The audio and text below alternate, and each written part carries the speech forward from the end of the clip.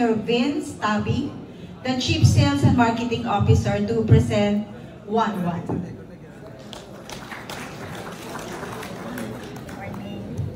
Good morning. Dami pa rin, second day. Ayun, medyo meron pa rin tayong mga kaibigan dito. So, I hope you're. Okay, so, ano ba yung slides ko?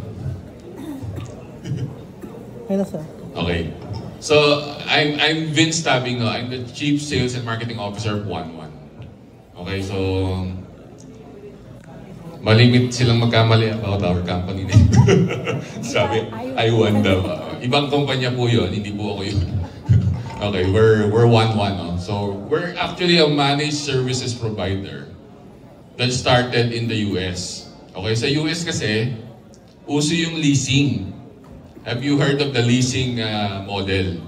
So, halimbawa, sa kotse, sa US, marami sa mga US na consumers, hindi na sila bumibili ng kotse. They don't own the car. They just lease the car for 5 years. Okay? So, yun yung leasing model na nanggaling sa US. Kasi, pag nag-lease ka ng kotse, hindi mo na problema yung maintenance. Hindi mo na problema yung mga PMS, di ba? So, hindi mo na lahat problema yung pag may nagsira doon na pyesa, yung lease, yung nagpapalis ng kotse, yun na yung bahala doon sa ano. Susoli mo lang, bibigyan ka ng bagong unit, and then diretso ka ulit sa paggamit. So ganun yung leasing option. Okay? And that's exactly what 1-1 brings to the Philippines. We do the leasing of equipment for all of you. Okay? So, next slide please. Okay, so let me connect what we do to the Konektadong Pinoy Bill. Okay, so di ba alam nating lahat na the Konektadong Pinoy Bill is an open, parang it makes everybody, more open to digital transformation. So parang we would want even the smallest Filipino to be able to access internet. Na pare-pareho tayong lahat. Sabi nga nila, the internet is the great equalizer. So lahat tayo should have fair access to internet para lahat tayo maka-benefit dun sa technology. Okay? So that's the main reason why we're bringing this to the Philippines.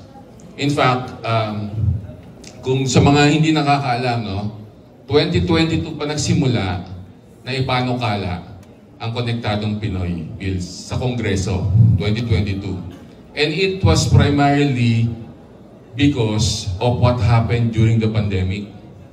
Na-experience nating lahat during the pandemic na napakahalaga na connected ang lahat sa online. Kasi nung nag-quarantine, wala nang nakalabas ng bahay. Diba? Natandaan nyo? Nung pandemic, isa lang ang sugo. Sa bawat bahay, may isang sugo. May quarantine pass. Siya lang yung pwedeng lumabas ng bahay. Diba? So lahat tayo stuck in our own houses, no? And we would realize na kung wala palang internet, wala pala tayong pwedeng gawin sa bahay. Halos. Diba? So karamihan sa atin, yung mga financial transactions nila sa bangko dati, pupunta ka pa sa bangko, may teller, diba? Mag-abot ka ng pera mo. Ngayon, kailangan cashless na eh. So, and this will only be enabled by technology. Okay? So, kaya napakalaga ng Konektadong Pinoy Bill. And after 3 years, ng balitaktakan nila sa Kongreso and sa Senado, ngayon it's on its third and final reading, So, last February. So, and hopefully, after the IRR implementing rules and regulations are formulated, then hopefully na mapirmahan na ni President Marcos by July before his State of the Nation address. Okay, next slide please. Okay, so ngayon, paano natin i-connect or paano tayong lahat magbe-benefit dun sa Konektadong Pinoy Bill bilang mga small ISPs. Okay? So that's why 1-1 is here. We want to enable the smaller ISPs and help you compete, with the big ones. So, meron tayong mga ISPs na malalaki na nandito. In fact, andyan yung mga kaibigan natin from Infiniba, no? Pero, katulad nila, gusto natin mapalapit sa inyo yung technology and lahat kayo madalian para mag-set up ng inyong kanya-kanyang ISP network. Okay? So, pero merong isa kasing malaking challenge eh. Pag gusto mo magsimula ng ISP o kung gusto mong mag-convert from cable operator to an ISP, may malaking challenge yan eh. Pera. Kailangan natin ng puhunan. Kailangan natin ng kapital. Yan yung pinakamalaking challenge. We actually did a survey, no? I don't know, siguro most of you or some of you were able to receive that survey. We did a survey under GuidePoint before. We surveyed at least 100 ISPs, maliliit na ISPs nationwide. Ang pinakamalaking challenge nila is ang kukuha ng kapital para bumili ng matinong equipment, yung malupit na equipment, okay, na pang carrier grade. Kasi when we do the community internet providers business sa ating mga nasasakupan, siyempre we're only using kung ano lang yung available sa atin na equipment. Yung kaya lang ng budget natin. Diba? Pero habang nagtatagal, lumalaki yung customer base nyo, nagiging mas sophisticated yung requirement nila. Kailangan na nila mas mabilis. Nag-upgrade na sila ng bandwidth. Kailangan makasabay kayo doon. Kung hindi, lilipat sila ng provider. So kailangan yung demand ng ating current customers, we should be able to address them. And the one way to address that, and probably the most important way to address that, is to change your equipment. Level up natin yung equipment capabilities natin. No? And that's where 1-1 can help you. Next slide, please. Okay. By introducing the solution called Network as a Service. Okay? So, Network as a Service is a subscription model. Okay? So, parang nagsusubscribe lang kayo sa amin nung network infrastructure nyo. So, parang so let me just give you an example na So, kanina kasi puro technical yung pinag-usapan. Actually, dumudugo na nga yung ilong ko kanina doon. Diba? And siguro, some of you, siguro dumudugo rin yung ilong. Sobrang technical. But, Network as a Service is basically like Grab. So, meron kang gustong puntahan, meron kang destination na gusto mong puntahan, hindi mo naman kailangan bilhin yung kotse. Pwede kang makigamit ng kotseng yun. Kaya babayaran mo lang kung magkano yung, magkano lang yung nagastos or magkano lang yung fare ng Grab. But you don't need to own that car. So, ganun din. Sa Network as a Service, you don't need to own the equipment. Pwedeng ipapagamit ko lang sa inyo yung equipment. And then you just pay me monthly. Okay? Which completely aligns to your revenue stream. Kasi monthly lang din siyempre yung kita nyo. Monthly yung yung revenue stream nyo. So habang kumikita kayo ng monthly, then binabayaran nyo ako ng monthly for the lease or for the use of the equipment that I let you use. Okay ba yun? Parang okay ba yung business proposition? Parang sabi nga nila, sabi ng mga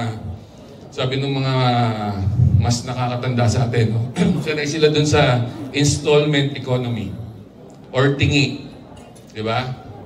So if we're able to offer you something like that, okay, yung offer na gano'n, that you can just pay the monthly subscription for the equipment, then that will be easier for you to start your digital transformation as a business, okay, or as a service provider. Okay?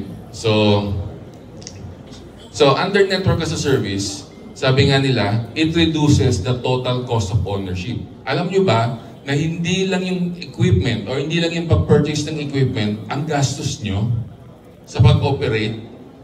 Siyempre, hindi lang naman yung puhunan nyo sa equipment na kailangan nyo intindihin. Kailangan nyo rin may skill set, yung mag-maintain, mag-ooperate, saka mag-manage.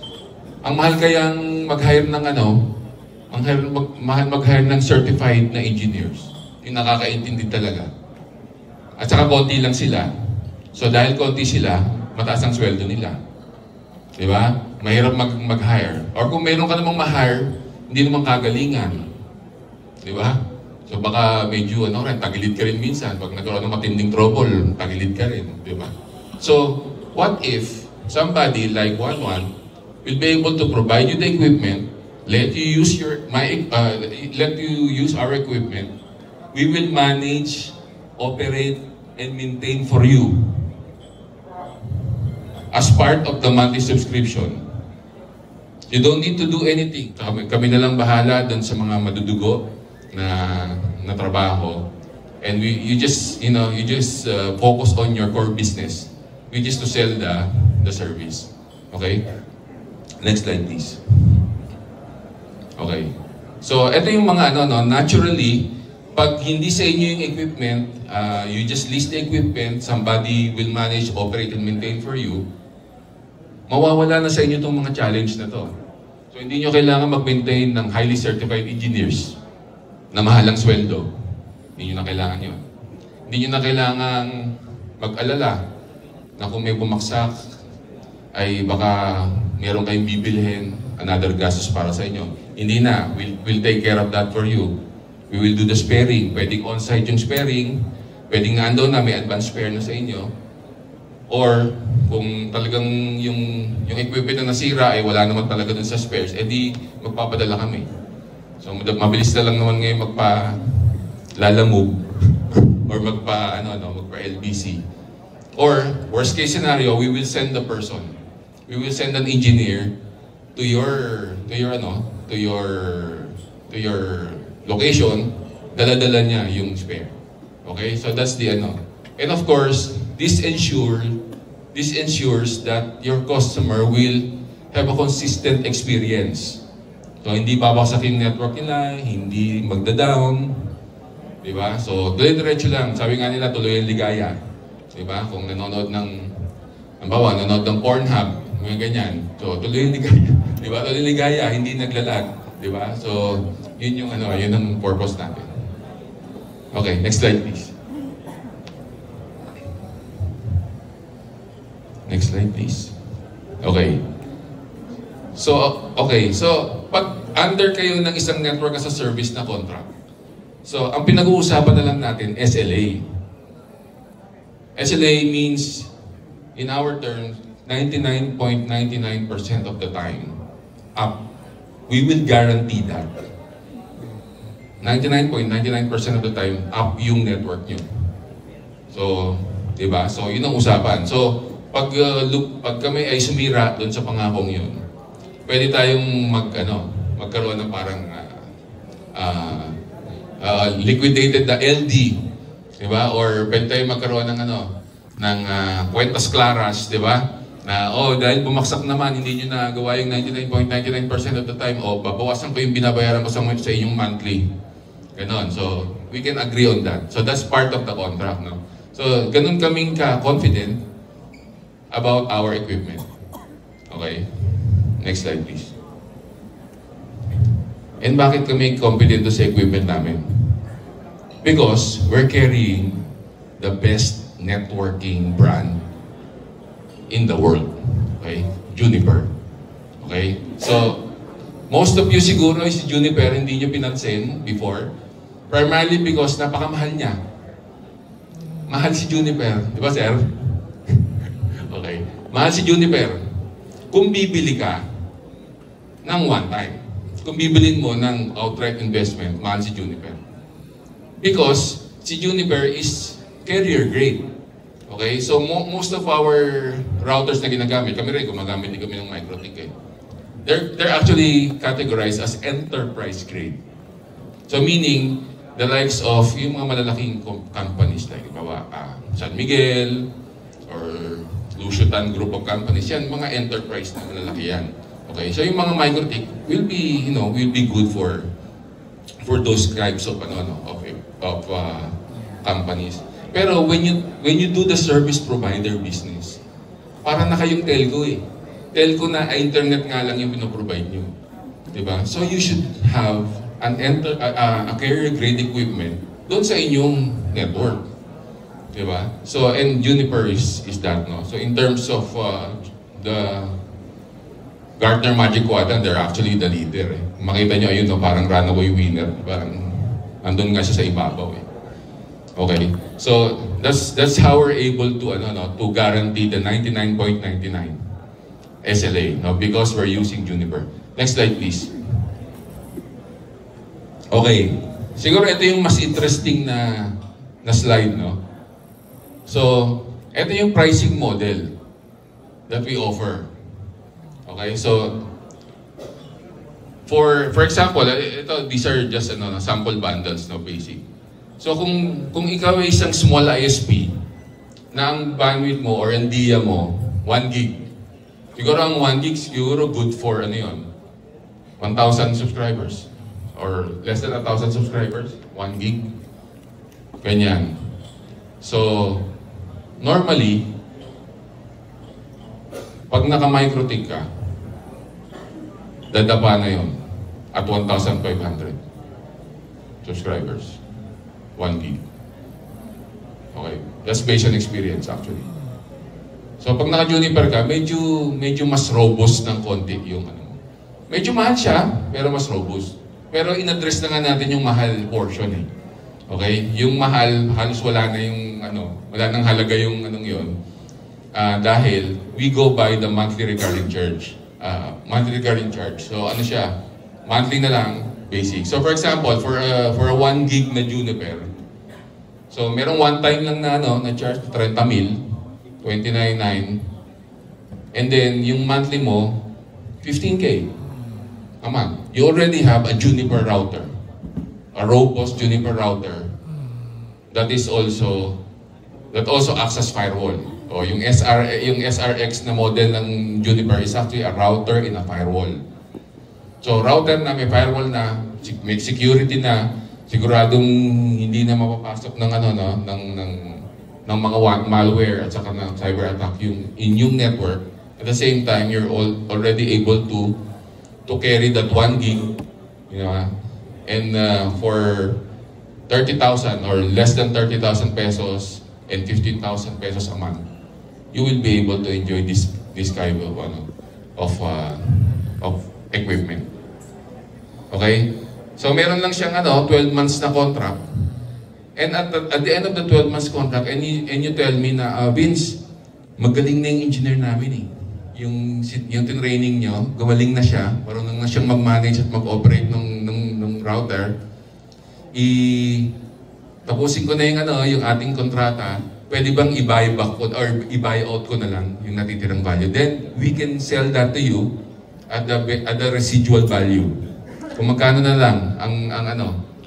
lang ang residual value ng equipment, then you can just pay me.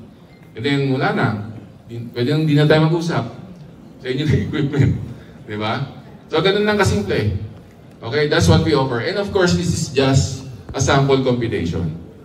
As you go higher and as your router requirement becomes more, more sophisticated, mas gusto mo may high availability, may redundancy, siyempre, mas mag-overtime ng mas mataas na model ng router.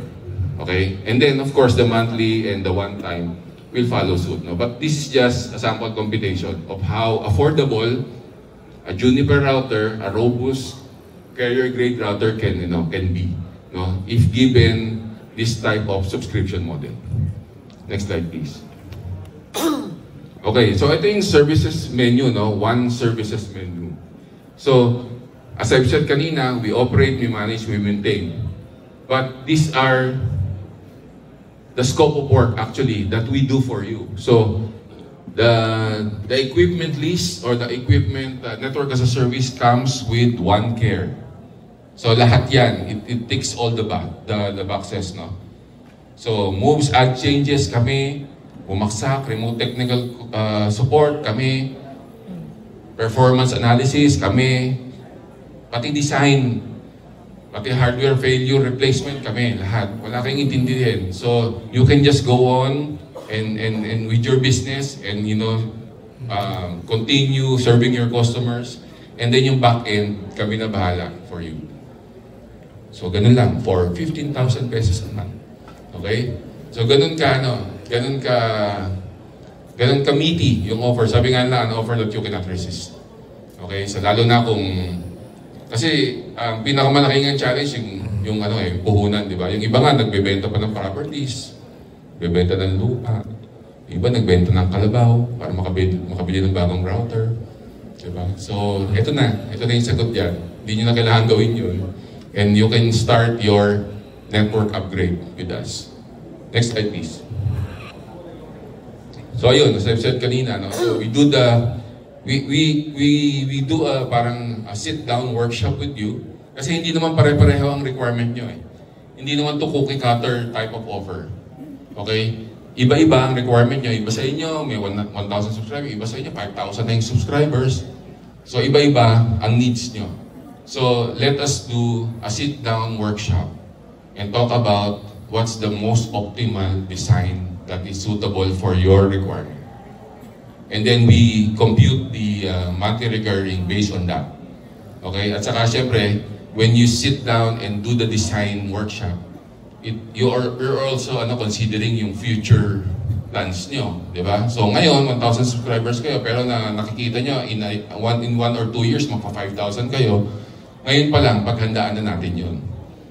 Di ba? Para ngayon pa lang, meron na kayong preparation na pwedeng gawin to be able to address those kind of requirements in the future. Next slide, please.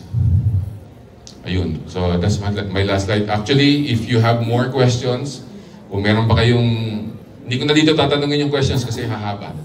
Baka kung magtanong kayo, humaba pa. So ganito, we have a booth over there. So almost at the entrance, together with the Infiniban, magkatabi kami ni Infiniban. So if you have questions, you can just go there, look for me. We have people there who can answer your questions. And by the way, if you register on our booth, you get a chance to win mga Mesh Force na Wi-Fi repeater na pwedeng gamitin sa bahay. Okay? That's all. Thank you. Thank you.